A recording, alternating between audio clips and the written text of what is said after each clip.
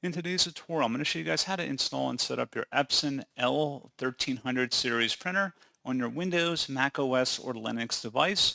So this should hopefully be a pretty straightforward process here, guys. And without further ado, let's go ahead and jump right into it.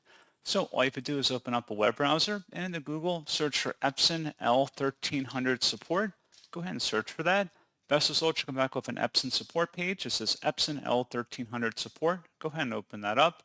And then scrolling down underneath recommended for you or product setup, select the Epson product setup file here, and then select the download button that corresponds right under it. So go ahead and select that.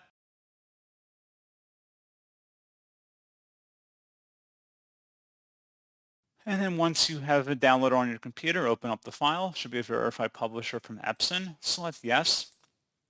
And then you just want to pursue with the installer here. You can make optional changes depending on your preference for wired or wireless connections, as well as optional features. You may want to also have your Wi-Fi settings already put onto your printer itself if you're going to use a Wi-Fi connection, because there'll be an option on one of the following pages to connect. So you may have to already have that connected or connected to your local Wi-Fi network. So you would want to agree with the license terms and then just proceed with the installer here.